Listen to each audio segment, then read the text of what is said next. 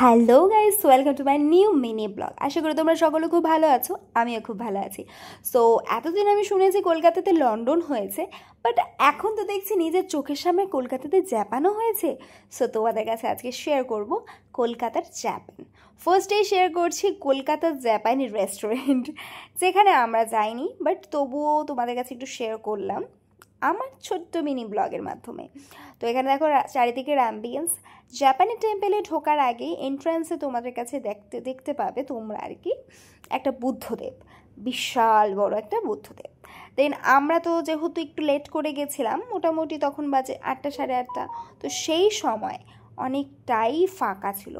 ভিড়ভাড়টাতে তো অনেক ঘোরা হয়, কিন্তু এরকম ফাঁকা অ্যাম্বিয়েন্সে কিন্তু খুব কমই ঘোরা হয়। তো তোমরা দেখতেই পাচ্ছ চারিদিকের অ্যাম্বিয়েন্সটা কত ভালো লাগছে। আর আমাদের কাছেই আছে, মানে আমাদের সামনে সামনে হাঁটছে কয়েকজন মাত্র, গোনা কয়েক লোক। তো এখানে ছোট ছোট জাপানের ঐতিহ্যও আছে। তো এগুলোই দেখতে দেখতে আমাদের কখন যে সময়টা ফুরিয়ে গেছে আমরা নিজেরাই বুঝতে পারিনি। তো তোমাদের কাছে শেয়ার করব আজকে সমস্ত ডিটেলস বলতে যতটুকু সম্ভব আমি ততটুকু ডিটেলসটা শেয়ার করার চেষ্টা করব। অবশ্যই তোমরা একটু সাথে থেকো। আর এখানে দেখো চারিদিকের অবস্থাটা, চারিদিকে মানে একটা লোক ছিল না, একটা গা ছমছম ব্যাপারও কিন্তু ছিল। আর এখানে জাপানি টেম্পেলে আমরা যখন এন্ট্রেন্স নেব, মানে আমরা যখন ঢুকবো, তখন আমাদের অবস্থাটা দেখো। আমি তো ভিডিও করার থেকেও বড় কথা আমি এটাই ভাবছিলাম যে কতটা লেট হয়ে গেছে, আমার বাস আমি পাবো কখন, আমি বাড়ি কীভাবে যাব। বাট তবুও আমি মাইন্ডটাকে ডাইভার্ট করে এখানের অ্যাম্বিয়েন্সটাকে এনজয় করছিলাম।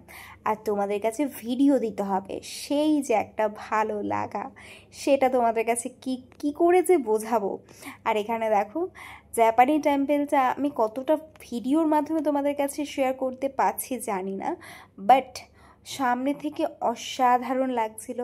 মানে একদম জাপানি ফিল হচ্ছিল, মানে একটা আলাদা জগতে চলে এসেছি এটাই মনে হচ্ছিল। তারপর এখানে দেখো আমরা এই জাপানি টেম্পলের ভেতরেই হাঁটাচলা করছি, মানে খুবই একটা ভালো একটা ফিল হচ্ছিল। তারপর ওখান থেকে বেরিয়ে এই যে দেখো আমার বেশ মাইন্ডটাকে ফ্রেশও লাগছিল, যে বেশ ফ্রেশ ফিল হচ্ছিল।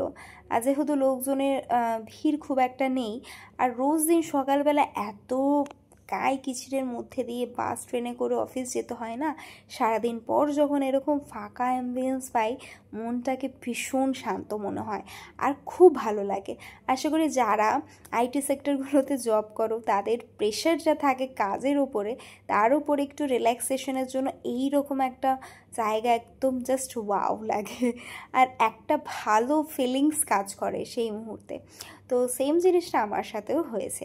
তো এখানে দেখতেই পাচ্ছ চারিদিকে কত সুন্দর লাইট দিয়েছে, আর রাতের ইকো পার্ক, রাতের যে অ্যাম্বিয়েন্সটা আর রাতের যে লাইটিং, এটা দিনের বেলা থেকে আমার কাছে মনে হলো রাতেই বেশি সুন্দর লাগছে।